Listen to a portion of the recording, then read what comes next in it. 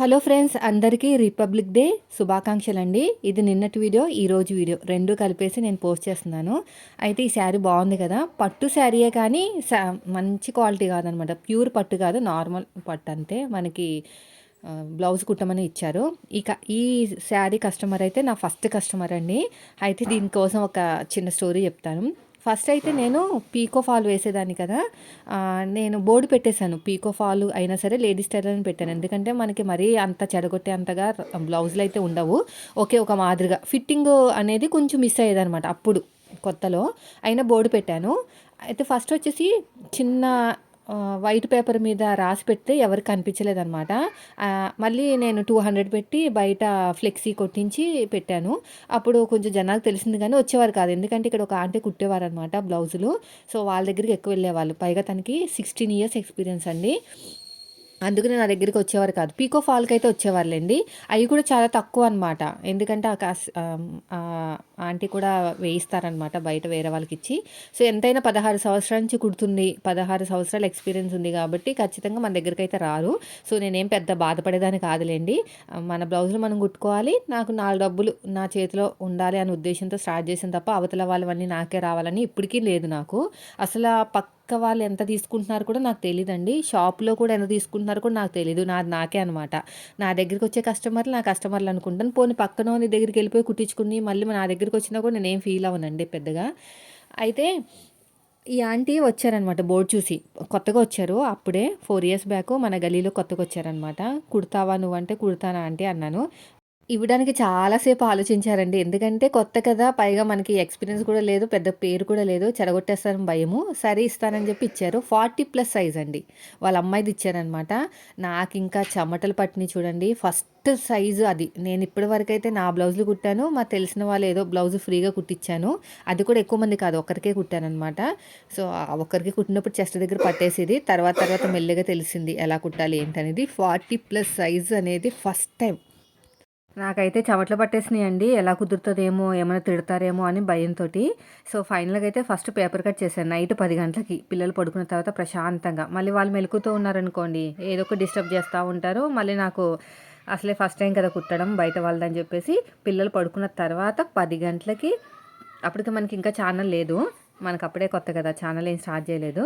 Paper మీద cut చేశాను. చూసుకున్నాను. 10 సార్లు చూసుకున్నాను. నెక్ రౌండ్ అవన్నీ కూడా 10 సార్లు చెక్ చేసుకున్నాను. 10 సార్లు చూసుకున్నాను. ప్రతీదీ 10 సార్లండి. ఉక్స్ పట్టి, కాజా పట్టి, షేప్ బెల్ట్ అవన్నీ. 10 గంటలకు స్టార్ట్ చేస్తే లిటర్లీ 11:30కి పేపర్ కటింగ్ అయితే కంప్లీట్ అయింది. అంటే అన్ని సార్లు చెక్ చేసుకున్నాను. మళ్ళీ దాన్ని తీసుకొచ్చి పిన్స్ పెట్టుకుని లైనింగ్ మీద పెట్టి కట్ చేసుకున్నాను. మళ్ళీ దాన్ని తీసుకొచ్చి ఒరిజినల్ క్లాత్ మీద పెట్టుకుని కట్ చేసుకున్నాను. ఇదంతా అయ్యేసరికి 1 అయిందండి. ఒక్క బ్లౌజు 10 గంటలకు స్టార్ట్ చేస్తే 1:00కి కటింగ్ అయితే అయింది. ఇంకా మనకు అప్పుడు గమ్ పెట్టి జాయిన్ చేయటాలు అవన్నీ మనకి అంత నాలెడ్జ్ ఏం లేదు. ఇంకా నెక్స్ట్ డే మిషన్ మీద పెట్టుకుని నీట్‌గా సర్దుకుని కుట్టుకునేసరికి ఒక 1 గంటో, 2 గంటలో అయింది. మంచి భోజనాలు చేసి మెల్లగా కుట్టుకునేసరికి. నేను ఒక్క బ్లౌజ్ ఒక రోజు కుట్టేదాన్ని ఆ రోజైతే. అంటే ఆ రోజుల్లో. సో, తర్వాత కుదిరిందని చెప్పిందనమాట. అది కొంచెం హెమ్మింగ్ అయితే నేను చేసేదాన్ని కాదు. వేరే వాళ్ళకి ఇచ్చేసాను. నాకు అస్సలు ఇష్టం ఉండదండి హెమ్మింగ్ చేయటము. అందుకని వేరే వాళ్ళకి ఇచ్చేసేదాన్ని. కుదిరిందని చెప్పారు. తర్వాత ఆ రోజు నుంచి 4 ఇయర్స్ బ్యాక్ నుంచి ఇప్పటి వరకు 4 ఇయర్స్, 4½ ఇయర్స్ అయింది. అప్పటి నుంచి ఇప్పటి వరకు కూడా మనకి ఇస్తారనమాట. నేను లేను అనుకోండి, అయినా సరే నేను వచ్చేదాకా ఆగి ఎక్కడికైనా వెళ్తే, యాక్చువల్‌గా అయితే నేను ఎక్కడికి వెళ్ళను. వెళ్తే ఊరు వెళ్తాను. ఇంకా నా కోసమే ఆగుతారండి. సో, ఇప్పుడైతే నేను లైనింగ్‌లు చూసుకుంటున్నాను అనమాట. చిన్న చిన్న పీసెస్ ఉంటాయి కదా! అంటే మన కస్టమర్ ఏం చేస్తారంటే కొంతమంది వాళ్ళు వీళ్ళు పెట్టిన బ్లౌజ్ పీసెస్ ఉంటాయి కదా! అవి తీసుకొస్తారు. తీసుకొచ్చి ఎంత కావాలో అంత వాడేసుకుని ఏమైనా తక్కువ వస్తే వేయమంటారు. కానీ బయట షాపులో మనకి హాఫ్ మీటర్లు, పావు మీటర్లు ఇమ్మంటే ఇవ్వరండి. మీటర్ తీసుకోవాల్సిందే లైనింగ్ అయితే. లేదంటే లైనింగ్ హాఫ్ మీటర్ ఇస్తారు కానీ విసుక్కుంటారనమాట. వాళ్ళకి హాఫ్ మీటర్ కూడా ఎక్కువైపోతది. పావు మీటరే సరిపోతది. అందుకని చెప్పేసి నేను ఏం చేస్తానంటే 1 మీటర్ తెచ్చేసుకుని వాళ్ళకి ఎంత కావాలో అంత వాడుకుని మిగతాది నా దగ్గర పెట్టుకుంటాను. అలాంటి కలర్ మళ్ళీ వస్తే మళ్ళీ అలాగమాట. అలాగా చేస్తూ ఉంటాననమాట. అలాంటి వాటిల్లో ఇదిగో ఇవన్నీ ఉంటాయి. ఇవన్నీ కూడా చిన్న చిన్న ముక్కలు లైనింగ్లు అనమాట. సో, మనకి ఇప్పుడు కొద్దిగా సీజన్ టైం కాదు కాబట్టి కొంచెం టైం ఉందని చెప్పేసి నేను చిన్న చిన్న ముక్కలన్నీ ఏరుతున్నాను. దీనికే నాకు అరగంట పట్టేసింది. పెద్ద పెద్దవి అంటే ఈజీగా కట్ చేసుకోవచ్చు.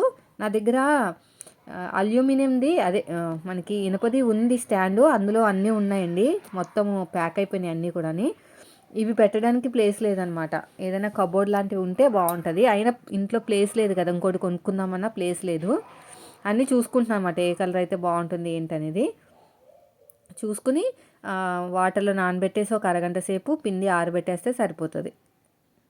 నేను వేసుకున్న డ్రెస్ చూసారా, నేను ఆల్రెడీ మీకు చెప్పాను కదా, ఇది వచ్చేసి మనం మీషోలో క్లాత్ తీసుకున్నానని. బాగుందండి. పైన స్మూత్గా ఉన్న క్లాత్ లోపల వేరే వేరే కొంచెం రఫ్గా ఉంది. స్మూత్గా ఉన్నది పైకి రావాలన్నమాట. అలాగే కుట్టాను, కానీ 2 సార్లు ఉతికితే పైన స్మూత్నెస్ అంతా పోయింది. అంటే గమ్ము అనుకుంటుంది అంతా కూడా. కానీ చాలా బాగుంది, క్వాలిటీ అయితే బాగుందండి. లైనింగ్ వేసుకుని కుట్టుకోవాలి, లైనింగ్ వేసుకుని కుట్టుకుంటే బాగుంటుంది. సో ఇవన్నీ కూడా చూసుకుని చిన్న చిన్న ముక్కలు అనమాట. ఇది పింక్ కలరు, ఇది హ్యాండ్కి వస్తుంది. ఇంకా మిగతావేమో ఇంకా అడ్జస్ట్ చేయాలి అంతే. టైం చాలా వేస్ట్ అయిపోతుందండి దీనివల్ల. ఫైనల్గా ఇంకా ఇవి ఉన్నాయండి. అయితే వీళ్ళు పెట్టినవి నా దగ్గర ఉంటాయి కదా బ్లౌజ్ పీసులు, అవి నేను ట్రైనింగ్ కింద వాడతాను అనమాట. మనకి ఛానల్లో ట్రైనింగ్ ఇవ్వాలి కదా. ఇదిగోండి ఈ కుప్పలు చూసారా, ఇవన్నీ మళ్ళీ నేను సెట్ చేసుకుని పిండేసుకుని ఆరబెట్టుకోవాలి. సో నేను అదే పని చేశాను అనమాట. ఇప్పుడు టైం వచ్చేసి 2:30 అవుతుంది, వెళ్ళాలి స్కూల్కి. ఇంకా బట్టలు కూడా ఉతుక్కోవాలండి, చేత్తో ఉతకాల్సినవి ఉన్నాయి. స్కూల్ యూనిఫామ్లు అన్నీ కూడా నేను చేత్తోనే ఉతుకుతాను, చేత్తో ఉతికి ఆరేస్తాను, లేదంటే పాడైపోతాయి. అంటే వాటికి బాగా బ్లాక్ చేసుకుంటారు కదా పిల్లలు, నీట్గా రావన్నమాట. ఇదిగోండి ఇది 1 మీటర్. ఇది ఇలాగా శుభ్రంగా పిండేసుకుని ఏదైనా స్ట్రేట్గా ఉన్నా తాడు మీదైనా సరే తీగ మీదైనా సరే ఆరవేసుకోవాలి. తాడు మీద కన్నా తీగ మీద అయితేనే బెస్ట్. ఇది చూసారా ఎంత చక్కగా వచ్చేస్తుందో, ఇదంతా కూడాని అలా ఆరేసుకుంటే సరిపోతుంది. ఇంకా చెప్పాను కదా బట్టలు చేతితో ఉతకాల్సినవి చూపిస్తామంటే అదే ఏమేమి ఉతకాలో అన్నీ బయట తీస్తున్నాను. మెయిన్ వచ్చేసి పిల్లల యూనిఫామ్లు కాలర్ దగ్గర బ్లాక్గా ఉంటాయన్నమాట. ఇవన్నీ తీసుకుని నానబెట్టుకుని తర్వాత స్కూల్కి వెళ్ళామనుకోండి, మళ్ళీ పిల్లలు వచ్చిన తర్వాత వాళ్ళు ఉంటాయి కదా. ఇంకా మా హస్బెండ్వి షర్ట్లు కూడా కాలర్ దగ్గర కూడా చేతితోటే ఒక అరగంట సేపు నానబెట్టేసి చేతితోటి బాగా గీకేయటమే. నేను ఇప్పుడే షాప్కి వెళ్ళి వచ్చానండి. బట్టలు నానబెట్టేస్తే ఇంకా టైం ఉందని చెప్పి షాప్కి వెళ్ళాను. షాప్ అంకుల్ అడుగుతున్నారు ఏంటి ఈ మధ్యన రావట్లేదని. ఊరు వెళ్ళానండి, ఈరోజే స్టార్ట్ చేశాను వర్క్ అని చెప్పాను. మధ్య మధ్యలో మనం అంతా కూడా ఇంట్లో ఉన్నవి వాడేసాం కదా. సో ఇది వచ్చేసి 10 మీటర్లు అండి. ఊరికే 10 సార్లు వెళ్ళడం ఎందుకు, ఇవి రన్ అవుతూనే ఉంటాయి. ఇవన్నీ కూడా మనకి రన్ అయ్యే కలర్స్ అనమాట. అందుకనే 10 మీటర్స్ తెచ్చేసుకున్నాను. డార్క్ రెడ్, అది బ్రౌను, ఇవన్నీ కూడా మనకి రన్ అయ్యే కలర్స్ అనమాట. మొత్తానికి 30 మీటర్లు. 30 మీటర్లకి ఎంత అయిందంటే నాకు వచ్చేసి 50 రూపీస్కి ఇచ్చారండి. అంటే మన బల్క్లో కొన్నాం కదా, అందుకుని నేనైతే కస్టమర్ దగ్గర నుంచి 55 తీసుకుంటాను. నేను 1 మీటర్ తీసుకుంటే 55 తీసుకుంటారు, 50 తీసుకోరు. ఇది నేను బల్క్లో తీసుకున్నాను కాబట్టి 50 రూపీస్కి ఇచ్చారనమాట. లేదంటే నేను 1 మీటర్ తెచ్చుకుంటే 55. అయిపోయిందండి. ఇది వచ్చేసి మార్నింగ్ వ్లాగ్. ఇంకా నేనైతే ఇడ్లీ పిండి దోశల పిండి పొద్దున్న షాప్ ఓపెన్ చేసిందంట. ఇంకా మా వారు ఇంట్లోనే ఉన్నారు, సండే కదా. కానీ ఆఫీస్ ఉంది, ఇంటర్వ్యూస్ ఉన్నాయంట, వస్తారు ఇంటర్వ్యూ తీసుకోవాలి అని చెప్పేసి 10 o'clock వెళ్ళిపోయారనమాట. ఆయన మేనేజర్ కదా, ఇంటర్వ్యూలు తీసుకోవాలి. ఫ్రెషర్స్ కాదండి, ఆల్రెడీ వాళ్ళ దాంట్లో ఎక్స్పీరియన్స్ ఉన్న వాటికి. ఇప్పుడైతేని 2 పిండ్లు తెప్పించేసా, దోశల పిండి ఇడ్లీ పిండి. ఇప్పుడు దోశలు వేయను, రేపు వేస్తాను. ఇప్పుడు వచ్చేసి ఇడ్లీ వేస్తున్నానండి. కూరాకు ఇడ్లీ అంటే చికెన్ పులుసు అనమాట, దాని కూరాకు ఇడ్లీ అంటారు. చికెన్ పులుసు ఇడ్లీలు మా స్పెషల్ వచ్చేసి. నాన్ వెజ్ రెసిపీస్ షేర్ చేస్తున్నాను, సో ఎవరైనా చూడని వాళ్ళు ఉంటే స్కిప్ చేసేయచ్చు. ఇప్పుడు నుంచి అయితే స్కిప్ చేసేయండి ఇంకా, ఓకేనా. సో ఇప్పుడైతే వచ్చేసి 2 గిన్నెలు వేస్తాను కదా. దోశల పిండి అయితే ఫ్రిడ్జ్లో పెట్టేస్తాను. ఇప్పుడైతే నేను ఏం చేయను, ఇడ్లీ పిండి మాత్రం పక్కన పెట్టాను, ఎందుకంటే చల్లగా ఉందండి. వాళ్ళు కూడా ఫ్రిడ్జ్లో పెట్టినట్టున్నారు. చల్లగా ఉన్నప్పుడు ఇడ్లీలు వేస్తే గట్టిపడిపోతున్నాయి అనమాట, చాలా రాళ్ళలాగా అయిపోతున్నాయి. కొంచెం చల్లదనం తగ్గాక వేద్దామని చెప్పేసి ఉంచాను. ఇంకా టీ కూడా పెట్టేశాను మా వారికి. ఇంకా పక్కన కూడా పాలుంటే అవి కూడా వేడి చేస్తున్నాను. వేడి చేసేసి ఇంకా మనకి హెల్తీ ఫుడ్ ఉంది కదా, దాంట్లోకి వేసుకుంటే మరిగే పాలు టేస్ట్ అనేది బాగుంటుంది అనమాట. టీ అయితే వడగట్టేసి నేనైతే మొత్తం మిగిడంతా మళ్ళీ గ్యాదర్ చేశానండి. 4 రోజుల నుంచి 5 రోజుల నుంచి చేస్తున్నాను. మొత్తానికి నాకు ఎంత వచ్చిందంటే సగం గిన్నెకి అయితే వచ్చింది. బాక్స్లో చూపిస్తాను చూడండి. ఇంకా మన హెల్తీ ఫుడ్ ఉంది కదా, దీన్ని కూడా ఒక 4 స్పూన్స్ వేసేసుకుంటున్నాను. 1 మంత్ వచ్చేలా చూస్తున్నాను. 1 మంత్ వస్తేనే బెస్ట్. కొంచెం బడ్జెట్ చెప్పుకుంటాను కన్నా బాగుంటుంది రాసుకుంటాను బడ్జెట్. ఎందుకంటే 450 రూపీస్ అలా కదా, 1 మంత్ కూడా రాకపోతే మళ్ళీ మనకి బడ్జెట్ ప్రాబ్లం అయిపోతుంది. కాస్ట్లీ ఫుడ్ కదా ఇది కొంచెం. ఇంకా తప్పదు కానీ హెల్త్ కోసం తినాలి. అలా అని చెప్పేసి ఎక్కువ ఎక్కువ తినేస్తే మనకి 1 మంత్ కూడా రాకపోతే బాగోదు కదా అని చెప్పేసి ఇంకా నేను ఒక 4 టేబుల్ స్పూన్స్ మాత్రమే వేసుకుంటున్నానండి. ఇదివరకు అయితే 5, 6 స్పూన్స్ వేసుకుని తినేసేదాన్ని బాగుందని. ఆ 15 రోజులకి 20 రోజులుగా అయిపోయేది. మీరు కూడా కొనుక్కోండి ఫ్రెండ్స్, బాగుంది. నేను చెప్తున్నాను కదా, చాలా అంటే చాలా బాగుంది. నాకైతే కొంచెం హెల్త్ అనేది బాగుందనమాట, అంత వీక్గా అనిపించట్లేదు. ఇప్పుడు పాలు అయితే వేడి చేస్తున్నాను. కొంచెమే వాటర్ వేసుకోవాలి, ఎక్కువ వాటర్ వేస్తే మళ్ళీ మీగడ రాదు. ఓకేనా. నాకైతే ఇంత గిన్నెడంతా నెయ్యి అయ్యిందండి. ఇంకా అది చెయ్యాలి. సున్నుండలు పౌడర్ తెచ్చారు కదా, సున్నుండలు చేసుకోవాలి.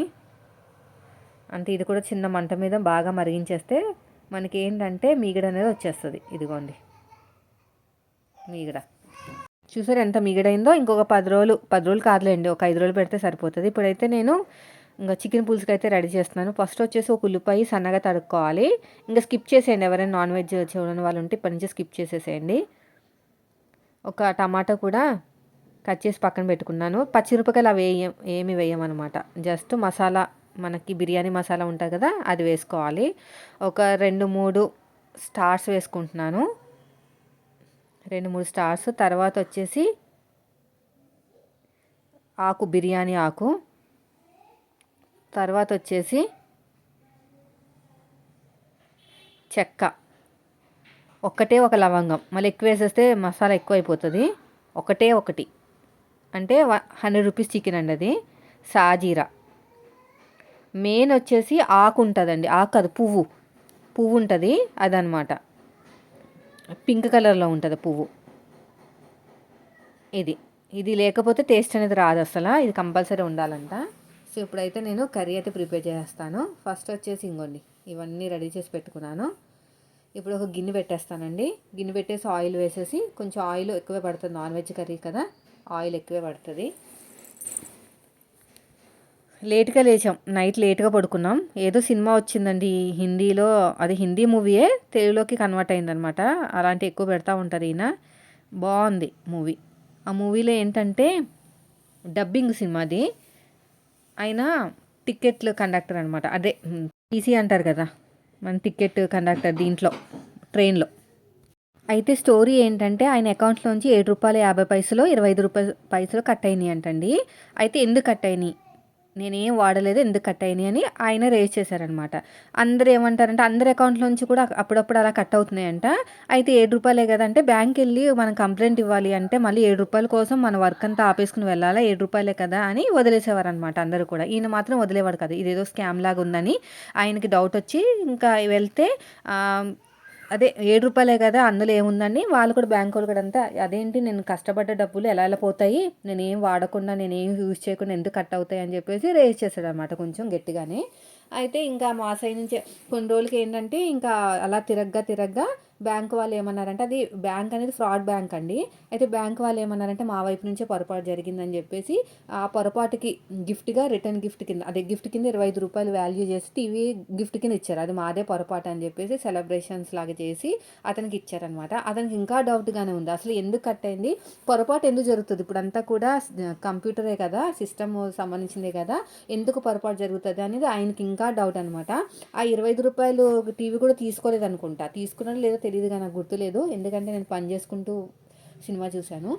అయితే ఇంకా కంప్లైంట్ ఇచ్చారు, పోలీస్ కంప్లైంట్ లేదంటే కోర్టుకు వెళ్ళారండి. దాని మీద మళ్ళీ అది చెక్ చేయమని చెప్పేసి కోర్టు ఆర్డర్ ఇచ్చిందనమాట. ఇంకా బ్యాంక్ వాళ్ళు ఈయన మీద కోపం పెట్టుకుని జాబ్ పోయేలా చేయడము, ఇల్లు కూలిపోయేలా చేయడము, కూలగట్టేసేలాగా అవన్నీ కూడా బాగా కక్ష కట్టేసి ఆయన్ని బాగా టార్చర్ పెట్టారండి. అయినా సరే అలాగే తట్టుకుని పోరాడాడు అనమాట. లాస్ట్కి ఏంటంటే ఆయన ఎక్స్ప్లెయిన్ చేశారు అసలు ఎంత పోతుంది, కస్టమర్స్ దగ్గర నుంచి కొన్ని కోట్లలో కనిపించిందనమాట. ఆయన లెక్క వేస్తే మొత్తం కొన్ని కోట్లలో స్కామ్ జరుగుతుందని తేలింది. ఒక అతను అన్నాడు, ఇంక నాకు కూడా పోయిందండి, ₹7 కట్ అయిపోయింది. ఇంక నేను ఏం చేశానంటే, ఆయన హీరో ఎక్స్ప్లెయిన్ చేసినప్పుడు అతను విన్నాడంట. వాళ్ళ అబ్బాయికి చెప్తే, అవును ఇదేదో స్కామ్ లాగా ఉంది, మనకు వద్దది, బ్యాంకు క్లోజ్ చేసేద్దాం అకౌంట్ అని క్లోజ్ చేశారంట. అదే చెప్పాడనమాట హీరోకి, మేము అకౌంట్ క్లోజ్ చేసేసుకున్నాము, ₹7 పోలేదు, అది ఏదో పెద్ద స్కామ్ లాగే ఉందని. అవును ఇదేదో బాగానే ఉంది అకౌంట్ క్లోజ్ చేయడం అని చెప్పేసి ఇంకా అందరికీ అలాగా ప్రచారం చేసి అకౌంట్లు అందరూ క్లోజ్ అయ్యేలా చేస్తే మొత్తం అందరు ఎంతమంది ఉన్నారో అందరూ కూడా అకౌంట్స్ అన్నీ క్లోజ్ చేసుకున్నారు ఆ బ్యాంకులో. ఇంకా అంతే పెద్ద ఇష్యూ అయిపోయింది అది. ఇంకా మనకి TV9లో అన్నిట్లో కూడా వచ్చేసిందండి. ఇలాగ అందరూ కూడా అకౌంట్స్ క్లోజ్ చేసుకుంటున్నారు, ఏంటి ప్రాబ్లం అని. ఇంకా ఎంక్వైరీ అయితే స్టార్ట్ అయిందనమాట. పెద్ద ఫ్రాడ్ అని తేలింది.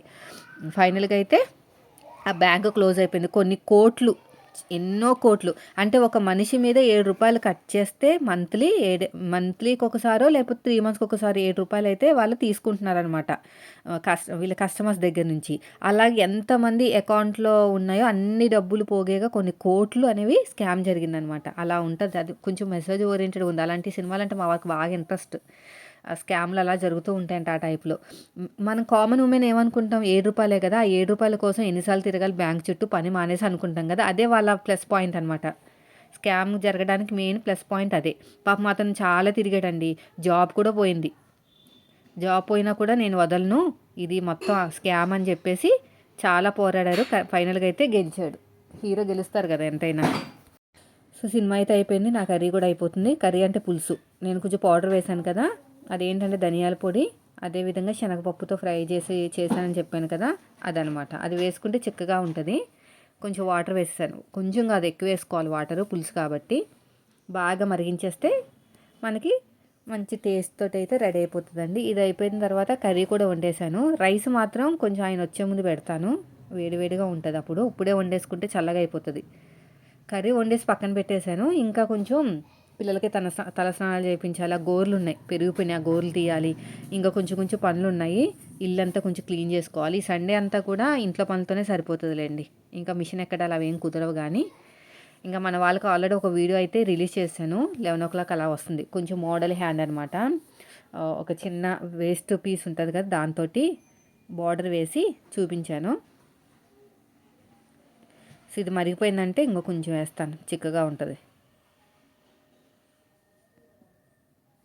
అంతే, ఇది మరిగిందంటే సరిపోతుంది.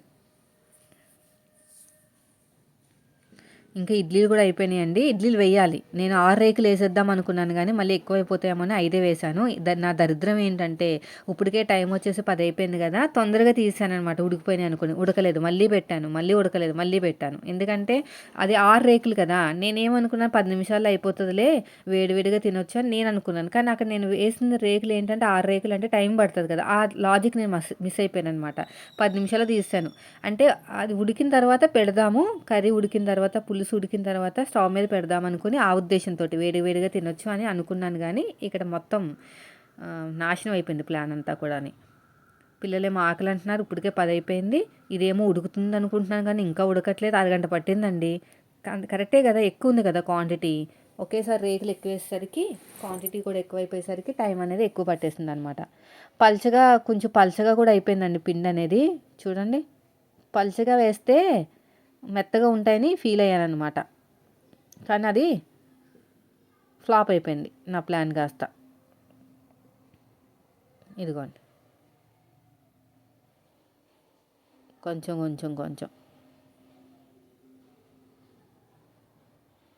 ఇక్కడ కూడా అంతే. ఇంకా ఒకటి వేయట్లేదు, మళ్ళీ ఎక్కువైపోతుందని.